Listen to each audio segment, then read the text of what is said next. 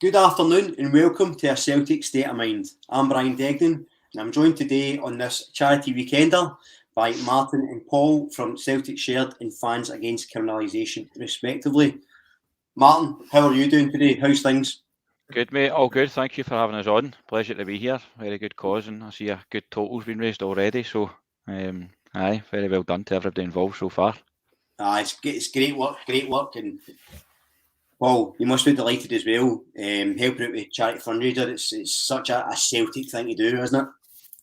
Listen, this is what the club's all about, mate. So when we got the invite, we're thrilled to be involved, delighted to take part, and I think we're slightly less likely to get any hassle off the Polish doing it this time. So always good. We're happy to be along here.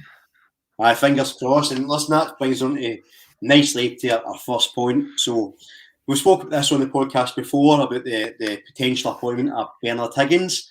But I want to get your point of view, particularly, Paul. First of all, who is Bernard Higgins and why is it such a bad choice for the club to make? No bother, mate. I'm more than happy to kind of fill in on that. Now, I've kind of given sort of similar spiels now on other podcasts, and Orca, the Four Tims lads had it on. So I'm always a bit wary of repeating myself, but I assume it's a sort of new audience anyway. Hopefully, by this point, I think more of the support have an understanding of who Bernard Higgins is and have at least a loose idea of what it is that he's done, particularly over the course of the last 10 years. But in terms of his job role, Bernard Higgins is the Assistant Chief Constable within Police Scotland. He has held that role as well as the role of being the strategic lead for football within the police force, round about since the time that the regional forces were amalgamated into the one nationalised police force in Police Scotland. So he, more than anyone else, has had the primary role of taking charge of how football would be policed since around kind of 2011, 2012, when the police force was amalgamated and since the Offensive Behaviour Act was brought in. And listen, I assume, a lot of the people that are listening will have been going to games, home games, potential away games in that period of time. And I think that most fans who experience going to games around that period would have noticed over just a period of a few months a major shift in the way that football fans were viewed, in the way that football fans were treated, and the relationship that existed between the police and the supporters. So when Higgins really got his claws into that role, particularly when he was bolstered by, the ludicrous Offensive Behaviour at Football Act, what he sought to do was really radically overhaul the way that fans were policed. And what you've seen was very, very quickly a change in the way that fans were being surveyed. It became ordinary for fans to be filmed for the entirety of the 90 minutes, fans to be filmed from when they left their bus to when they went back onto it. It became par for the course for fans to be arrested at most, if not all, away games for singing songs, doing things that otherwise would have passed off without incident. And what he really overseen was a sort of campaign of fear, intimidation, bullying, harassment and victimisation of the Celtic support in particular. And over the period of the 7 years that the Offensive Behaviour Act was enacted, through Fans Against Criminalisation, we probably dealt with, I would say, must have been over 100. I don't have exact figures, but it must have been over 100 at least. Supporters from, Celtic, Rangers, Hamilton, Motherwell, Hearts, Hibs, you name it. We helped out fans the length and breadth of this country who found themselves unfairly victimised by Police Scotland. So when we have, an understanding of what it is that this guy's overseen, and he was at the top of the pile making the strategic decisions that impacted people's lives, it sort of beggars belief that after that act was repealed, because it was so disastrous, after the support united to take on the government, to take on the police, to take on the complicit media, after all of that, we get that historic victory with the repeal of the Offensive Behaviour Act. There's still ongoing issues around policing, but I would say things have improved.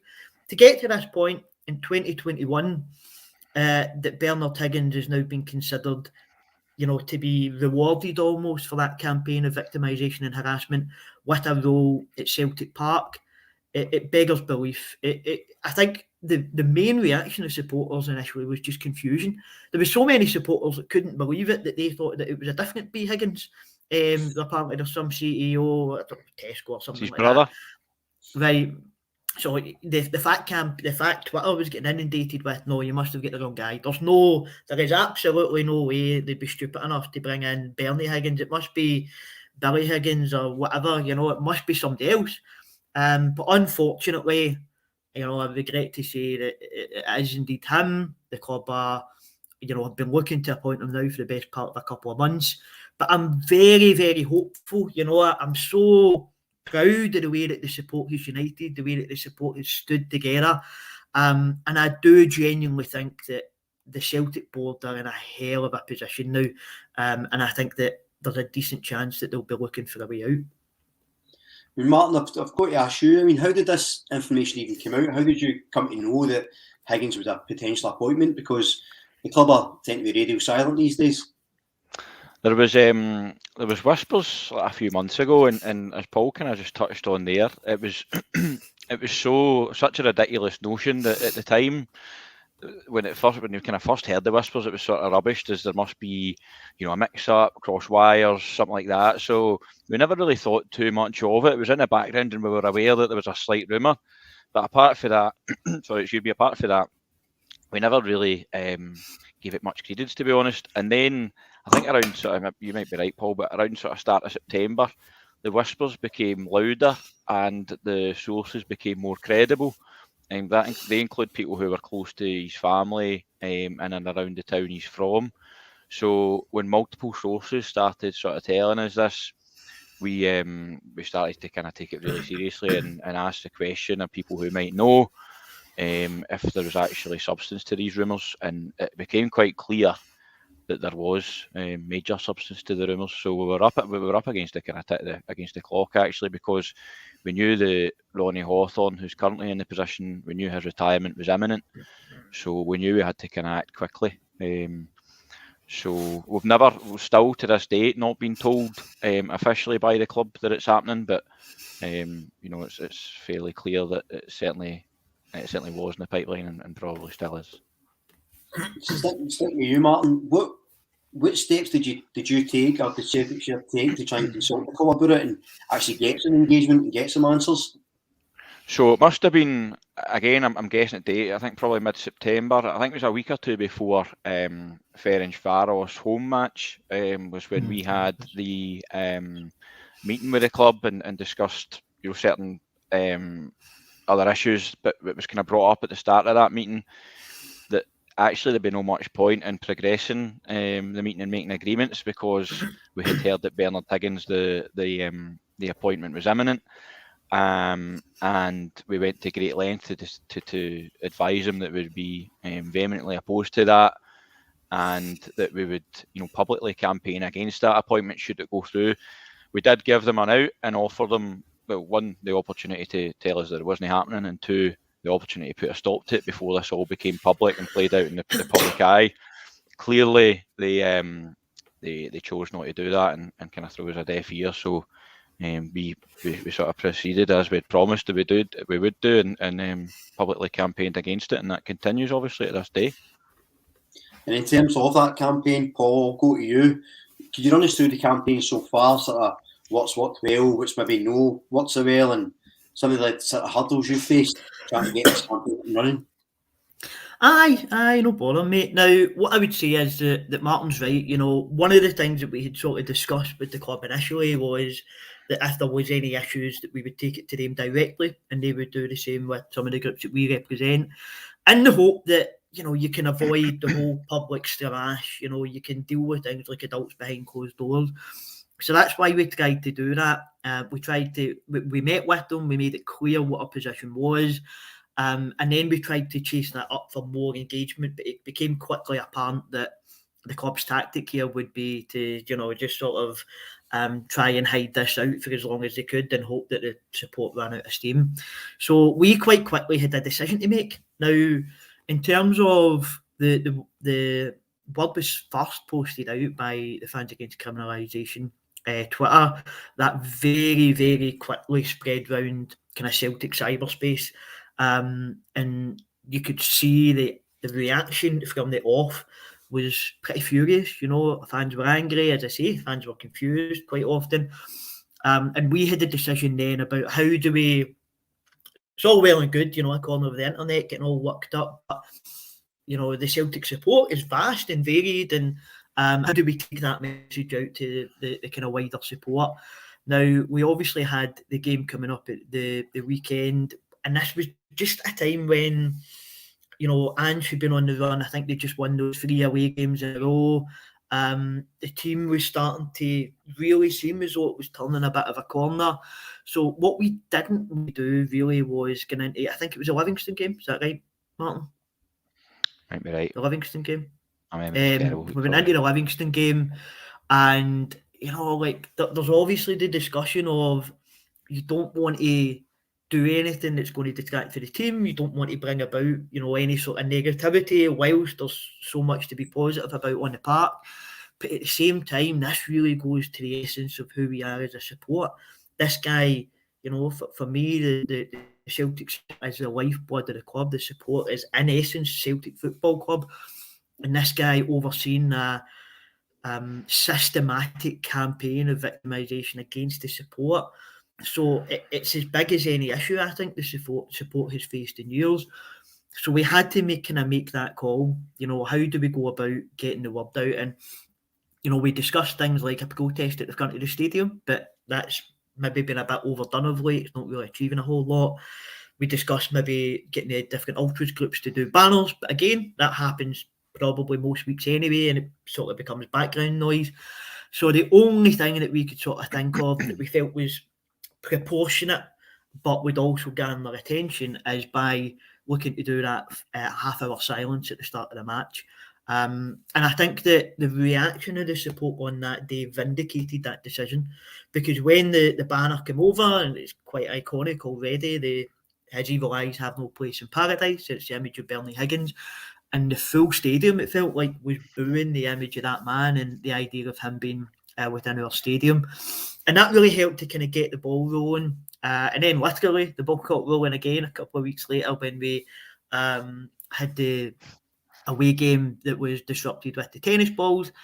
And look, again, I totally get that, especially for people watching from home, when the commentators have a go, that seems to work people up. And I understand why people wouldn't want that, but I don't think anybody wants that to happen. But at the same time, the disruption that was caused to people's lives by people like Bernard Higgins by far and away outweighs a 90-second disruption to a game of football. And as much as a lot of the rhetoric at the time from, fans on Facebook and the like was, this won't achieve anything, the board won't change their mind over this. That was never intended to make the board think, oh, hold on, we can't bring him in. That was intended to bring attention to the issue. And I don't think anybody could reasonably argue it didn't do the job in that regard. So we had those first 2 issues, and the plan was really get the word out, spread the message out, get people interested.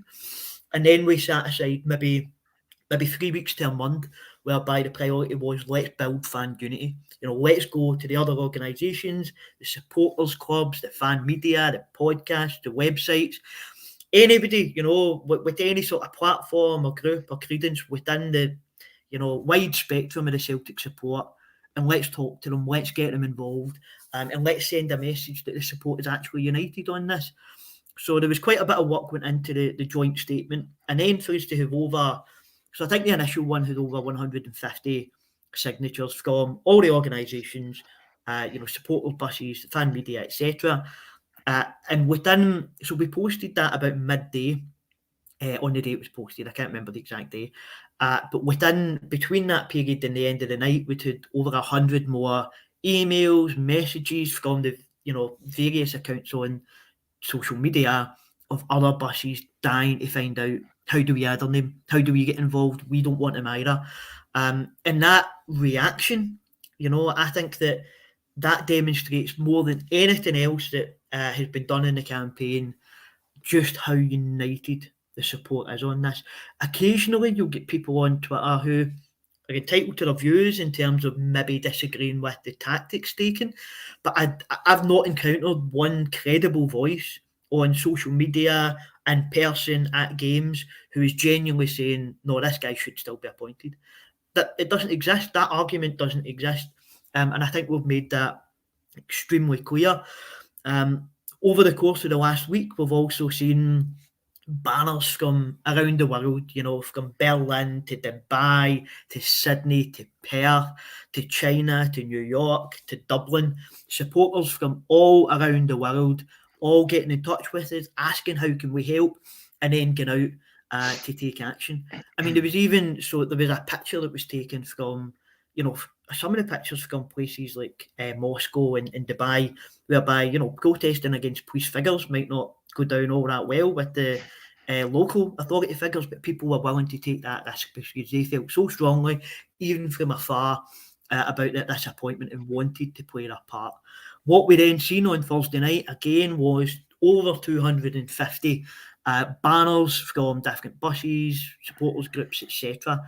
They could have maybe been a bit more spread out for my own preference, so the actual visual maybe could have worked a bit better on the night, but the message is still the same. The support is as united on this as ever and will not stand for this guy's appointment. In the meantime, I've been on the phone to people from Celtic as often as I can, speaking to people like Chris Duffy, speaking to people like John Paul Taylor, and begging them, look, just get us in for a meeting to discuss this. Let's behave like adults. There doesn't need to be some huge public climb down. There doesn't need to be some grovelling apology video like Lawwell after the Dubai incident last season. There is a sensible way out of this. Just take the time to actually engage with the supporters. And I think if they had any common sense at all, they wouldn't view this as a defeat if they have to stand down from it. They would view this as an opportunity to come out and say, you know what? We understand that engagement with the supporters has been lacking in recent years. We understand that we can improve on that. And here's a gesture of goodwill. Here's demonstrable proof that we listened to the concerns of our supporters. We wanted to get this guy in because of what we feel his experience and credibility is, but we hear you, we see that you won't stand for it, and we're happy to be guided by that. And see if they've done that, there's such a huge percentage of the support that would just fall right in behind that would be absolutely delighted with that. And we'd be thrilled too, because it would demonstrate really good faith on their part. But look, we'll see. As far as we're concerned, we need to keep the campaign going. We need to keep the pressure up.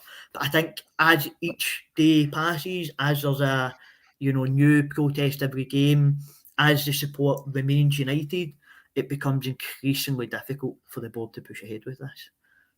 I mean, you would hope so. You said about common sense there, and I think one of the important things about all this is, regardless of what your opinions are on protests and sort of fan action, as we'll talk about a wee bit later on, I think everyone agrees about the Higgins appointment. Now that brings me to you, Martin. If the club don't take the action that's been asked for, if they go ahead with that appointment, where does that leave the relationship between the club, the support, and where do you fit into that? Well, firstly, I just don't see how they can proceed on that. I think the letter in particular is just untenable to have that. The letter makes your position untenable to have that amount. You need to remember these CSCs and organisation represent tens of thousands of Celtic fans, and if a guy who's the head of health and safety doesn't have the buy-in of people who are going to his events and going to his matches and stuff like that, it's an immediate safety risk first and foremost. It's an immediate safety risk, and if something were to happen, it kind of comes down to the appointment in the first place. So for one, I think his position is untenable. Should they dig their heels in and persist in appointing him, then we've made it clear to Celtic that we'll continue to do it. We'll continue to protest, and we'll continue to oppose his position there, and not only his position there, but also the position of the person or people who appointed him in the first place, so whether that be Michael Nicholson or other members of the board. So we've made that clear to them, and we'll continue to do that. What the protests will look like, I don't want to say now, but there is obviously ideas in the pipeline and stuff like that. But it's not going to stop, the minute he walks in the door. Far from it. Indeed, it might actually be ramped up. One of the things, we've been talking about security and health and safety and, police and the support and stuff, but we have to talk about the incident with the fan the other day where they threw the bottle at Barry Mackay, which is a clear breach of safety health and security. So I just want each's, Paul, you first and then Martin, just give me your view, your take on that, what has to be done and how we can avoid these things, because that for me isn't what Celtic supporters act like. Paul? No, of course not. Listen, nobody's going to defend that. And, throughout the kind of course of the FAT campaign, there were individual incidents whereby people have behaved in a way that obviously isn't acceptable. And I don't think that you're going to find anyone who's going to defend that type of action. That said, I think that the most meaningful way for the club to prevent those types of incidents, for the club to ensure the safety of supporters, is through supporter engagement. Now, before the kind of first lockdown, the sort of last maybe 4 months of that season that played out, maybe from about November to the kind of February, I think we just cut off in the March, didn't we, 2020.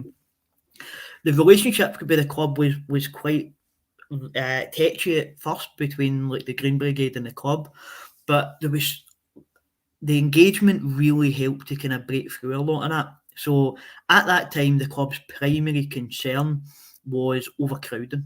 That was something that they were really struggling with, because the migration into the standing section from other areas was just completely out of control.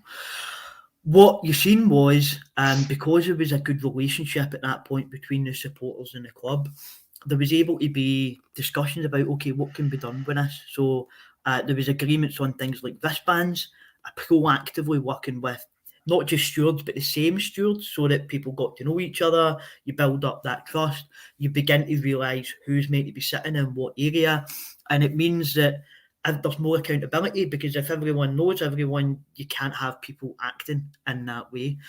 And that was something that benefited both the supporters and the club from a safety perspective. And those types of incidents majorly died down around that period of time.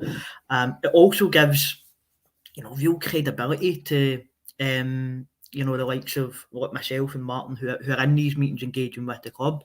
If the club are treating the fans well, then it makes it much easier to go to kind of younger fans and say, look, you really need to behave because things are going well. Let's just keep doing what we do and supporting the team positively. But when that relationship breaks down, first of all, the stewarding of the kind of section has been, in terms of like check tickets and stuff like that, been non-existent. The relationship that's existed there has been in previous kind of seasons has been non-existent. And then what you have as well is, if we're the ones in the meetings trying to kind of have these discussions, if Celtic are then looking at bringing in a guy like Bernard Higgins, it shows how much trust or what lack of trust that they actually have in the supporters, and it leads to a kind of breakdown in credibility of the fan representatives as well, because then you're going to people and trying to say, look, you need to behave, and they'll say aye, of course, but they don't have the same faith in us, because they don't see the club acting in good faith in return. So it becomes much more practically difficult to police the section. Now, one of the things that Bernard Higgins kind of overseen a change of when he was appointed to Assistant Chief Constable was there used to be the phrase policing by consent. And it's that idea that the only way you can keep events safe or communities safe is by engaging proactively with the community. And the same goes for the different sections of Celtic Park. If there's a good relationship between the fans, the club, those who are attempting to keep everyone safe, then for me, it makes it much easier to prevent, which is the most important thing, prevent these types of things from happening, and then deal with them if occasionally someone individual does behave in a way that's totally unacceptable. So for me, there are structural issues there, but you also have to accept that the behaviour of the individual, it's not acceptable, and what will maybe happen is, it's obviously not for us to decide. It looks as though there's been someone charged. Having worked with Fans Against Criminalisation for so long and seen the amount of people who've been kind of wrongly charged, I'm not keen to kind of dive in on that. That'll be worked out by the courts, and hopefully it ends up with a kind of fair trial. But it's not something we condone, but I don't think that it's worthwhile linking the discussion to the campaign, because I do think they're completely separate issues. Of course, the thing about it is, and Martin, you'll know this as well, things get conflated so easily. It's very easy for sort of people in the media, or if people are agenda driven, to say or these people causing protests, people campaigning, they're hitting people with bottles. It's very easy to link that in together. How does that become? What can you guys do, and what can people do to keep that separate? Because it is very separate things.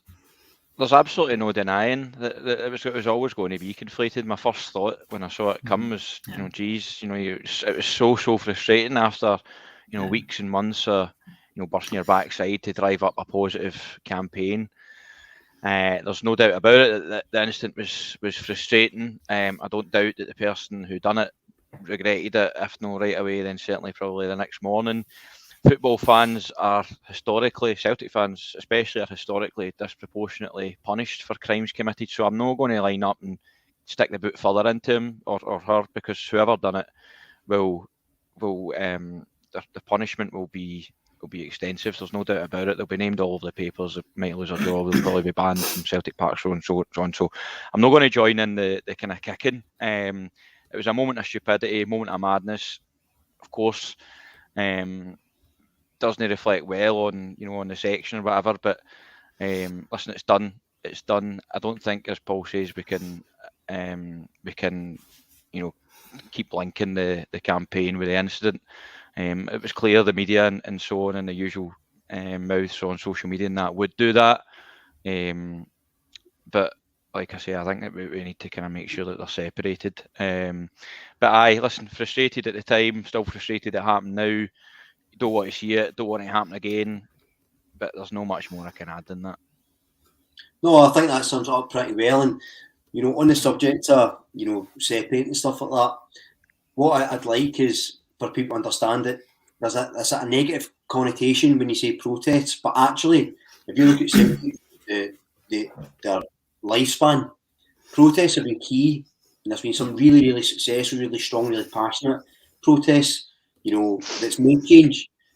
Paul, you'll be able to talk a bit about that. No problem. I don't know if in terms of, you make the point that protest is almost sort of integral to the history of the support, that dating right back to the kind of first break clubs that came to organise the fans, and I mentioned this on the Four Times podcast a couple of weeks ago, but I was reading about a sustained campaign they had against a director of the board at the time because they supported the Boer War, which demonstrates just how far back this type of thing goes within the Celtic support.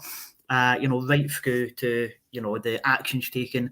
Think how proud people are now when they discuss the actions taken against Margaret Thatcher in the poll tax at the cup final in the late 80s. It's something that the support really clings on to as a proud moment in our history as a fan base, right through to the Celts for Change campaign. I think you guys had them on earlier. Was that right? Did I see that correctly?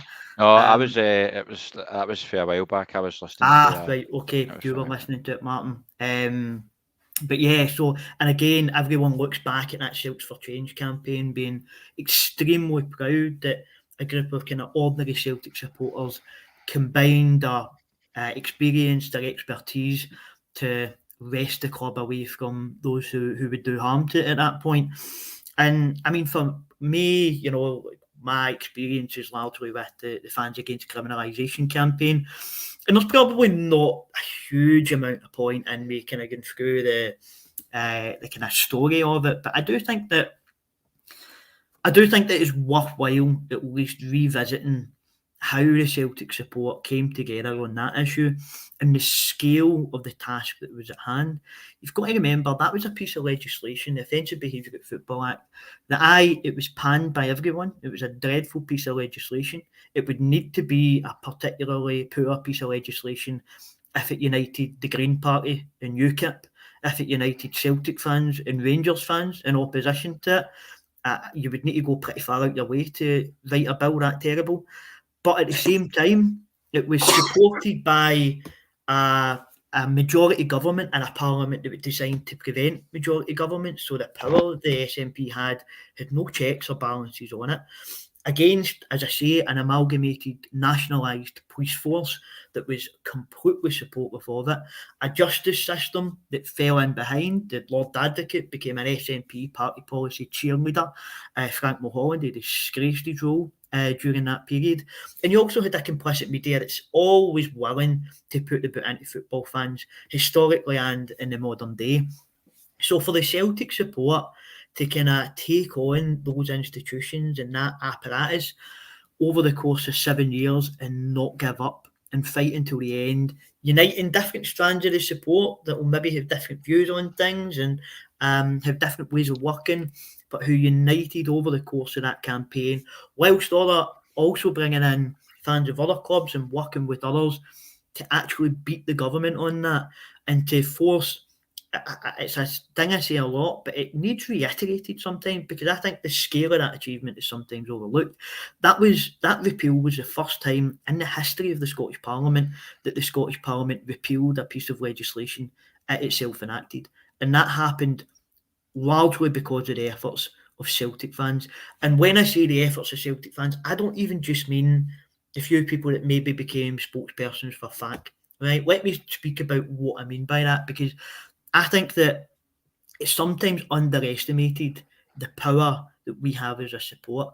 Now, when Fans Against Criminalisation needed anything, and I mean absolutely anything, we could find someone from the support who was able to help us. See, if we needed a lawyer to defend a fan for a reduced rate, there would be a Celtic fans lawyer who would step up. See, if we needed a podcast done, there would be a sound engineer ready to do it for free. We need a video made, we'd have a director, a video editor on call. Banners, websites, programming, it really didn't matter. Anything at all that we needed, we could delve into the wealth of talent that exists within the Celtic support. The same people that the media were calling bigots and thugs and louts actually had the talent and the expertise to beat that very government. And then when there were issues that we needed bodies, we needed quantity rather than quality. So you need bodies on the streets for large-scale demonstrations at George Square. You need people to donate their hard-earned cash to support fans, for example, like those cut up in the police violence in Amsterdam. You need fans to indulge in email campaigns, parliamentary consultations, not exactly normal things for football supporters, but it didn't matter. The Celtic support had the FAC campaigns back every single step of the way. And that was the strength of the campaign. It's very easy to get caught up in, some of the spokespersons, but it was about the entire wealth of talent and commitment and passion that existed within the support. And that took on very recently and defeated the Scottish government. So when it comes to issues like this, when the support is united against a guy like Bernard Higgins or any other number of issues that might come up in weeks, months or years from now, I think we as a support need to have a bit more faith in ourselves and a bit more of a historical understanding of the things that we have collectively achieved throughout our time. And I've got absolutely no doubt that we can win this battle and that we can continue to be a force for progressive change within our own club and within wider society. It's worth adding as well, just like Celts for Change was, FAC was certainly people driving it were a kind of group of volunteers doing it for the kind of greater good of the club and the support. Celts for Change were the same, Celtic Shared will be the same. Naturally, mistakes will be made. I'm sure Paul will say the odd mistake was made by FAC. Celts for Change guys, I know, said they made a few mistakes during their time. Celtic Shared will make mistakes. It's important though that supporters and people involved in the groups and who back the groups kind of recognise that for what it is and keep kind of steadfast in their support, because it's absolutely massive. So like I said, Celtic Shared will make mistakes. There'll be mistakes made in this campaign potentially against Bernard Higgins, and there will be again in the future. But you've just got to remember it's ordinary kind of guys and girls who are giving up their sort of free time for the greater good of the supporters and Celtic Football Club as an institution. And then, Martin, is that what attracted you then to reach out to fan groups, and how important is it for them to be prominent in any of these things? So that, I'm assuming for as much representation as possible, but why is it so important for you personally? Well, fan groups at Celtic have been prominent and admit some amazing achievements, and we'll start rhyming off. What the likes of the association, the Trust, Green Brigade, they've made massive achievements through their years. It's very important they are A, still prominent, and B, broadly united across the kind of main issues, the main fan issues. It's important, particularly with this board who are apparently tone deaf, that they're held to account. It's massively important that fans and fan groups are, like I say, strong and prominent to do that. Because, like I said, without them, the chances are Bernard Higgins would probably be already in the door and appointed, and certainly without opposition. That goes for other issues. I mean, like I say, the trust took on the living wage project. When was that, Paul? About sort of 7 years ago. Things like that showed unity. They get involved in wider support, forced to change. You look at the Green Brigade and the sort of Poppy protests, which took place, I think, 2011. Again, with the backing of other fans and other fan groups, which again made the change. You could go on and on in terms of the success that fan groups have had in terms of driving positive change at the club. And it's important that continues, basically, for sure. And just on that, Martin, what's next for Celtic Shared in your mind? What's the next stage? Where do you want to see it progressing to, and what happens next? Well, for me, what happened, again, particularly with the letter, I keep kind of referring back to the letter, the open letter, which had the 300 odd signatures, because that was massive. It was a complete, certainly as far as I can remember, almost a complete, one-off. But it can't be a one-off now. That's got to be a precedent for future in terms of fan unity and fans sticking together. We'll not all agree on everything, of course we'll know, but broadly speaking, we've got to come together in a way that we just have done. Like I say, if this works and we win this campaign, I would like us to see us to kind of keep communication. It's dead easy now to sort of keep. I was reading about the guys who Celts for Change and write to Celts for Change through PO Box. We've got email addresses and group chats and platforms to keep in touch. So that's got to be a precedent now for us moving forward. And it's the old kind of cliche unity of strength, but it is absolutely bang on. The Celtic supporters are a formidable opponent. I always say it. But for us to sort of really maximise that, we've got to be as united as we possibly can be. So for me, Celtic Shared, this is just the start. In terms of trying, we said at the start when we formed, even 12 months ago, we're looking to unify the Celtic supporters as best we possibly can. And I think what we've just done a couple of weeks ago is, a massive, massive stride. But again, long may it continue, and it's just a start. And that's the brilliant thing about it. When you're a Celtic fan, it's not just about the football. It's a community, a cause. We all know that. And you mentioned it. We never agree on everything, but you can't get three people to go where to go for a pint. Do you know what I mean? So that's going to happen. But there's a set of core values that Celtic fans have, and for you, Paul, how important is that as a driving force for you moving forward?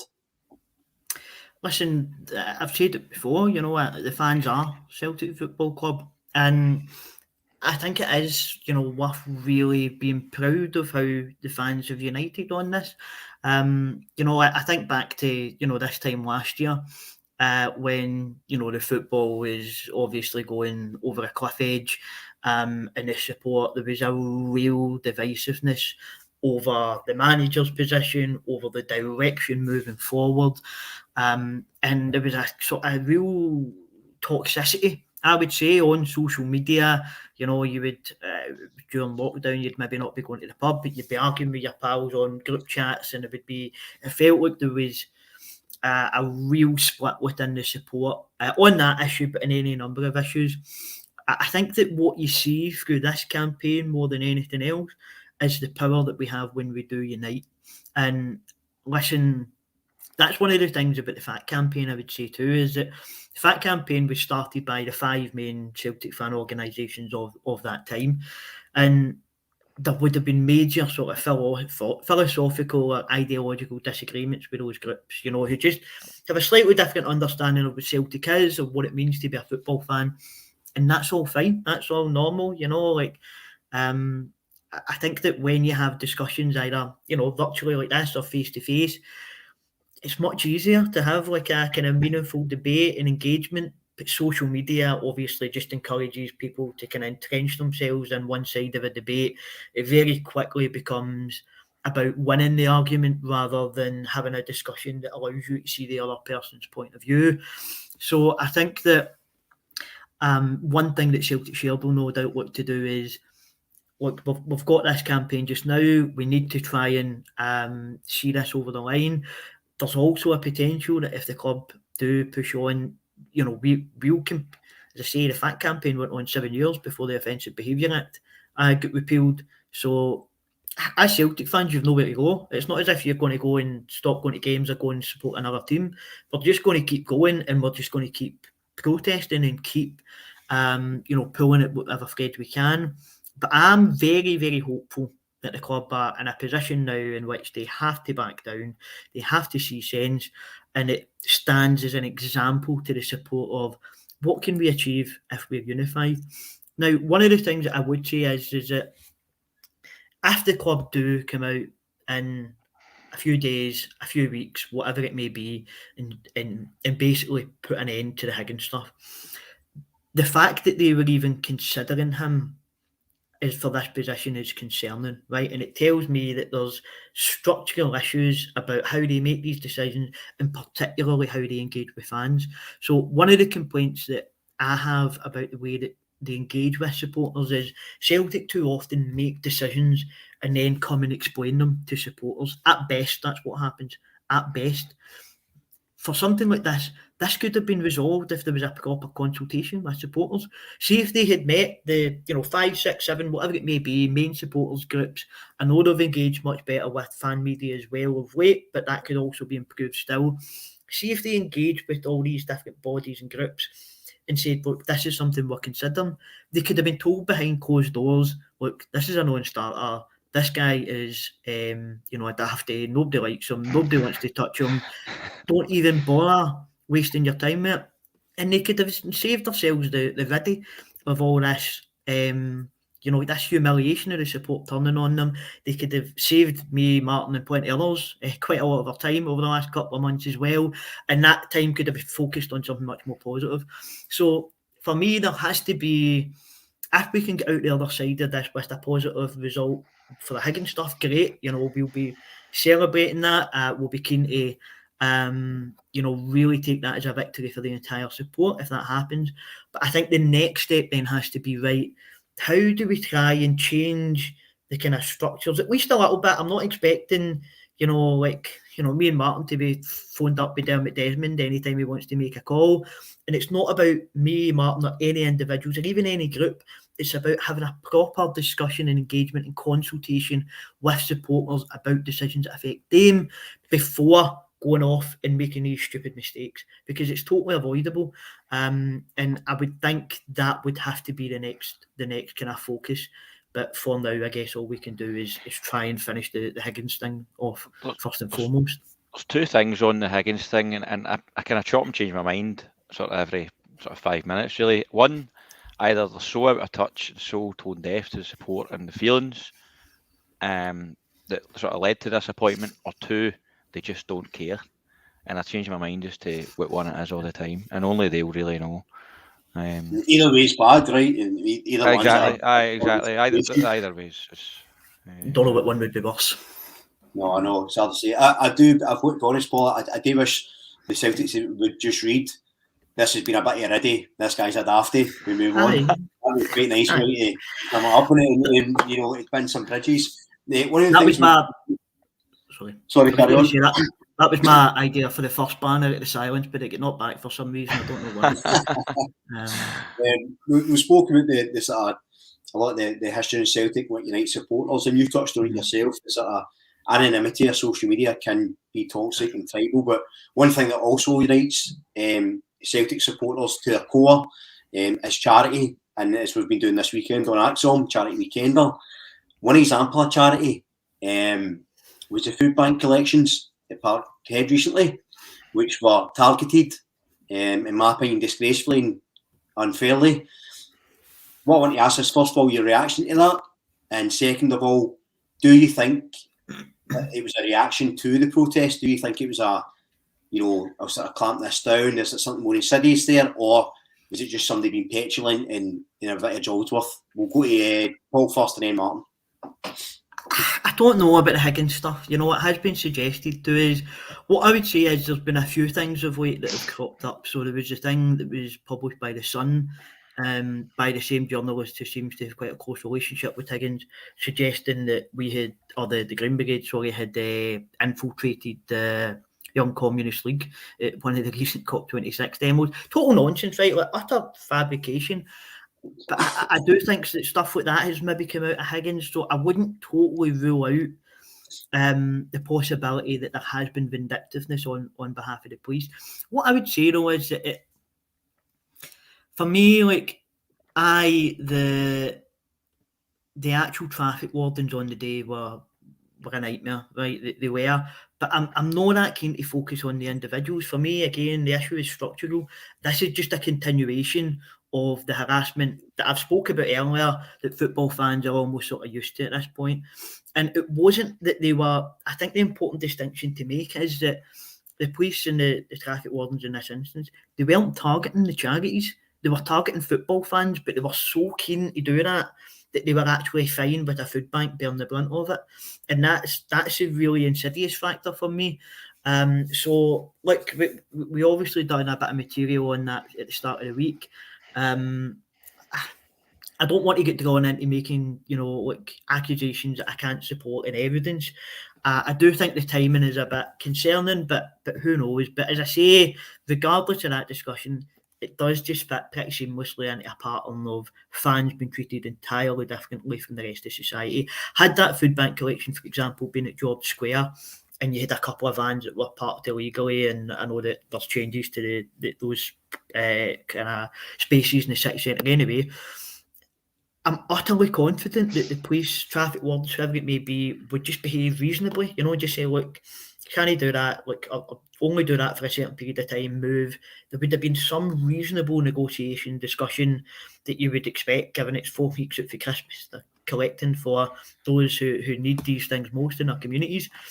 But for them to have reacted the way they did, the attitudes, the arrogance, the contempt that they hold for football fans meant that they just didn't care if it impacted on a charity's ability to put food on the table for people at Christmas. So it was despicable, but I wish I was more surprised about it than I am, to be honest. Yeah, the lack of surprises is damning in itself, isn't it? Martin, what's your thoughts just briefly on that and anything that sprung to mind? I mean, I was there I witnessed the full thing actually from start to finish. I was kind of hanging around at the Celtic Way throughout the full collection. So I'll kind of briefly tell a story. So the food banks were parked at the same bit, 4 vans on London Road, no impeding any traffic, no one getting in the way any kind of pedestrians or anything like that. It was parked there. They've been parked there for 10 years. So it was 4 vans across 2 food banks. 2 police on motorbikes turned up pretty early on and checked that the vans were there. So I went over and said, obviously explained the situation. It was all quite calm. It's explained that they had approval from Celtic to be there, and the 2 officers on bikes sort of cycled away. They said they checked that and cycled away. About 20 minutes later, 2 other officers on foot arrived. These 2 were probably the most unpleasant I'd met in a while. And arrived on foot to advise that the vans had been parked illegally, etc., etc. Similar conversations again. Told them they had approval to be there from Celtic, and they were to check that, and they went on their way. And another 20 minutes had passed. It was another 2 police officers were there, but this time accompanied by 2 traffic wardens. So they'd obviously been phoned, because anybody who goes to Celtic Park knows traffic wardens don't operate there, particularly on a Sunday afternoon at 3 o'clock. So they were there with 2 police officers again, saying that the vans were parked illegally. And actually, what was probably maybe most concerning of all was that they'd said that Celtic had made that complaint. Now, they didn't know that we had a direct line to Celtic, so I phoned Celtic straight away. I phoned John Paul Taylor, who was very helpful, and I said, listen, the police are saying that you've complained.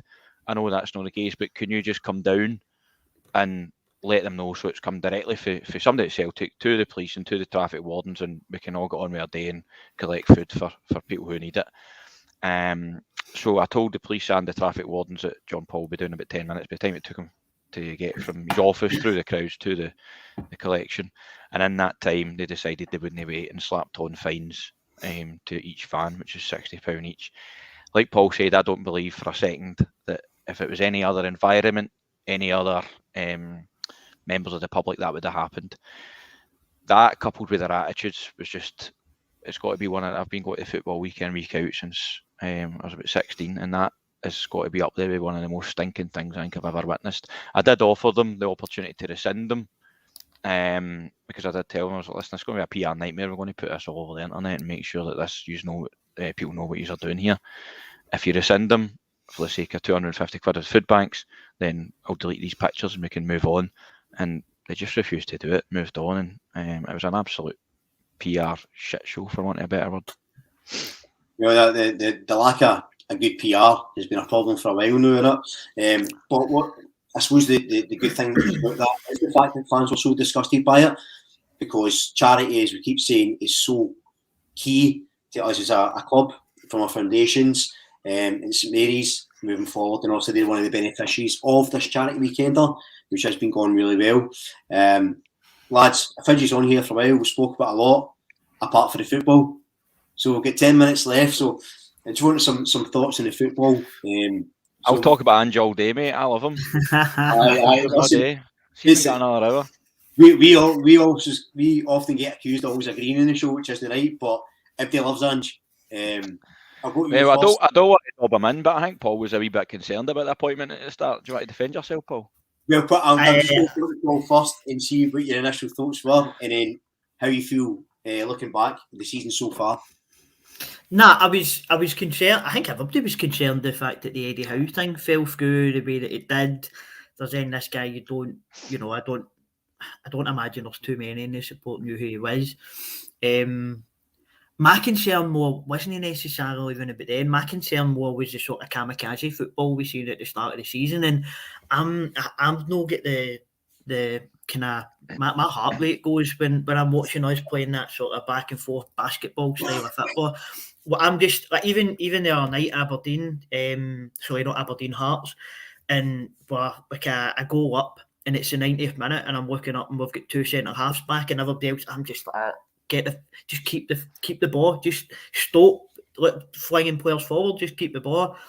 But I'm going to need to get used to it. Listen, see when it goes, like it's a joy to watch. See the first half at Hibs in particular, away at Hibs. I thought we were honestly a joy to watch, the passing, the movement, the way that we were playing, pulling players out of position.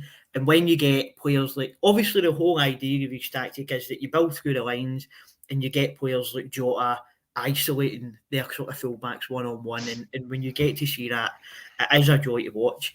I personally like a bit more controlled possession in the team. I like to see us, especially when we're winning, sometimes be just a touch more pragmatic. But listen, Ange he's infectious, you know what I mean? You couldn't love the guy. I think every Celtic fan, you just hear him, you just want to go for a pint with him, you just want to be his mate, you know what I mean? He really does seem like such a sound, down-to-earth guy. You're just hoping for him to do well, and listen, see for him to have turned around the sort of fortunes in this period of time. Let's be honest, the squad still isn't the strongest. You know, we're still sort of fitting in, you know, kind of square pegs and round holes at times. But he's still managing to get his performing. And what I've been heavy impressed with the last couple of weeks is how we've really dug out results. So there was a period, maybe a month or so into the season, you start seeing us, you know, absolutely spanking teams at home, and it was great to watch. But some of the games that we're having to grind it out, we weren't quite able to do it, and we were dropping points. But for us to win, you know, St Johnstone in the League Cup final, Aberdeen at home, Hearts at home, really huge games. And listen, there was some good football, but she just having the ability to grind out the results, showing a bit better match management than we had done. I'm delighted with the progress. And listen, if we can get to the window, maybe get another midfielder in, maybe get a left back in, and maybe another winger is to support the front three at the moment, then I think if we can keep on their tails ahead of that game at New Year, I think that we can really go and hopefully beat them and really start to try and pull ahead of them, potentially getting into January, February. So we'll see. I mean, for me, Ange's absolute box office. I love his interview when they said Robbie Nielsen said the penalty won the game. And he says, "I've given us 3 points, Robbie still got none." It's brilliant. Martin, you said you love Ange. I have to agree with you. What's been your sort of highlights of his effect on the squad and him as a custodian of the club? Because for me, he inhibits a lot of the qualities that I want. And I said the way he speaks about the multiculturalism at Glasgow, the ideas how Definitely. To be a good person type of culture. What are some of your highlights? Paul, I mean, just to echo what Paul said, just firstly, even his football management ability withstanding, he just does seem like a brilliant guy and a great representative for Celtic, and compare it to, don't want to dwell on the past, but what we've kind of just had. I think it's night and day. He's a real kind of, it's a pleasure to have him here, and long may it continue. His interview, I remember his interview on Sky before the derby, where he talked about his background, how he was an immigrant, and he's obviously his love for his dad is always quite moving as well. He never fails to kind of bring up how much his dad inspired him. I think that always kind of is quite emotional, and you can kind of see how much the effect. Even he spoke about it, I think, in the chat with the open goal guys as well.